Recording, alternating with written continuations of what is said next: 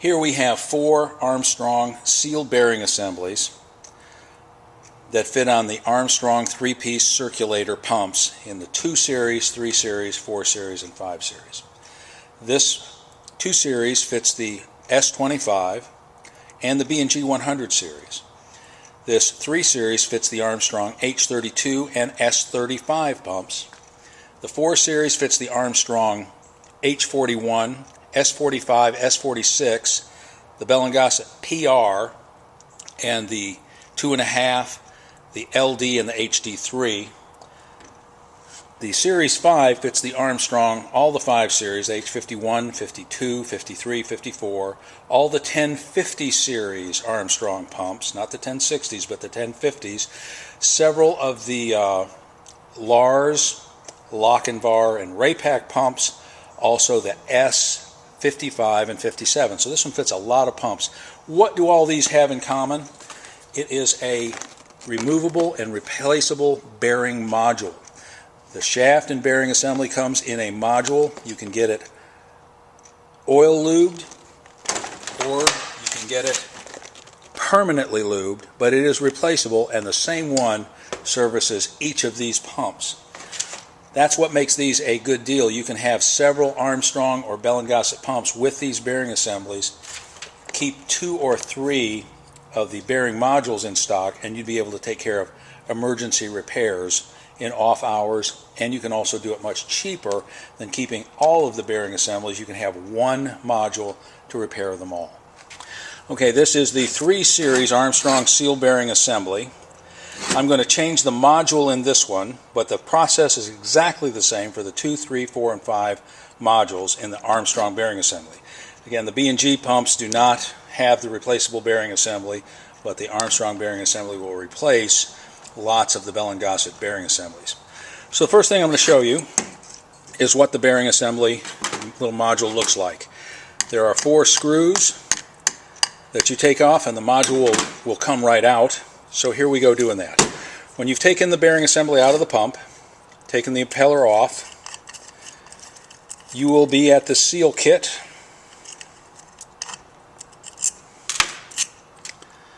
So we're going to pull that seal kit off carefully on this one because it's a new one. And then we are going to take these 4 screws out, the outer 4, not the inner 2, but the outer 4. Once we get those 4 screws out, the bearing module will just back right out. Now in a failed pump, this is going to be a lot dirtier. But this will be discardable. So we're going to chunk that away. Once you have taken the bearing module out, you'll want to clean this area thoroughly, as thoroughly as you can. And you're also going to want to take the stationary seat out of the receiving bracket there. You will notice that there is a seal receiver in the top part. There's another area down here that will receive a lip seal. So let's take a look at the bearing module itself right now, and I'll show you what the parts are. When you open up the bearing module packet, you'll have the bearing module itself. You'll have 4 gaskets, one for the 2, one for the 3, one for the 4, and one for the 5 series. You'll have a new seal kit. You'll have a little packet of parts with a lip seal, a new crimp washer, a new acorn nut, and new screws for the back in case your screws are stripped out or you've lost one. Let's take a look at how to put this together now. Okay, we have our bearing assembly body cleaned and ready to receive all the parts. The first part that goes in is going to be the lip seal. There is a rounded side and a flat side and a groove. Hopefully you can see that. And this will push into this hole right here. Hopefully we can get it in there easy enough. Now it is important to get that in there with the oil lube type. I don't think it's quite as important with the permanently lube type. Once that is in there, you're ready to put the bearing module itself in. Now I'm going to show you first off, this is a oil lube type bearing module. You'll notice there is a felt wick around it and a felt wick that is inserted into that spot right there. in the body of the bearing module. There is also an oil cap on this bearing assembly, and hopefully you can see that there are two little ridges on each side of the hole from that oil cap.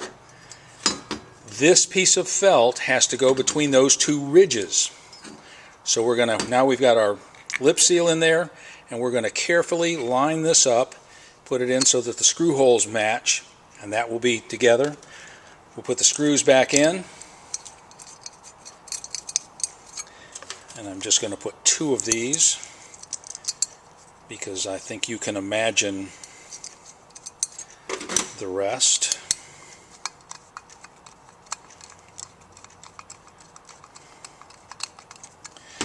Once you've tightened all those, you are ready to reinstall or install the new seal kit. A little bit of soap or some kind of lube, some, I wouldn't say silicone, but some glycerin or something like that is normally what would be used.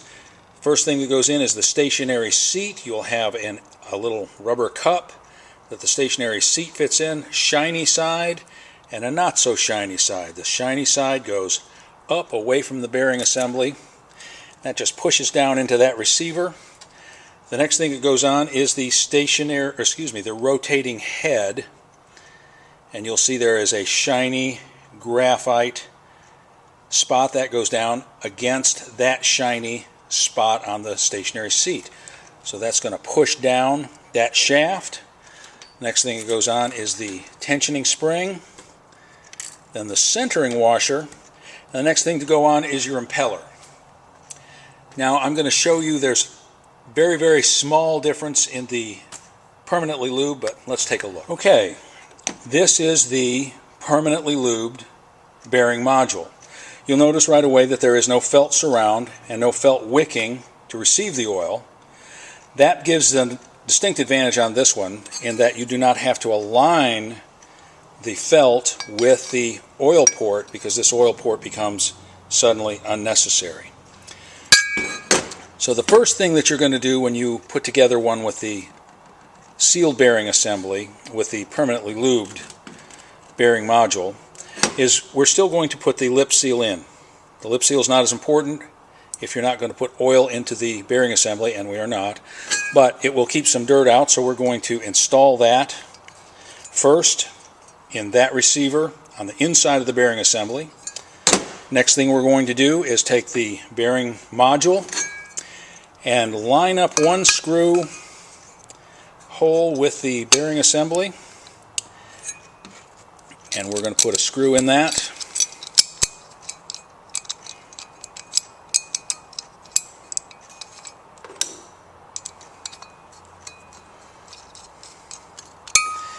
Put a screw in the other side, and you'll notice there are two little white buttons where the screws are on the other one.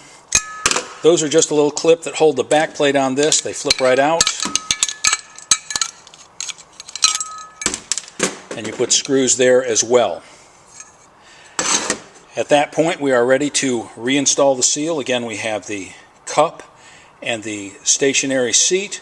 Stationary seat goes in the cup with the shiny side out, and the shiny side goes up away from the bearing assembly, goes down into the receiver.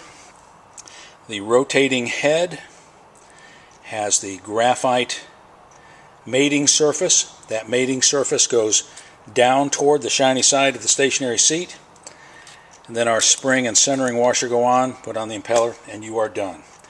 Again, the Armstrong advantage on this is that you have bearing assemblies, a whole range of them, that is repaired by the same bearing module, and it's also a good substitute part for Bell & Gossett, Laars Lochinvar Raypak pumps. Have a good day.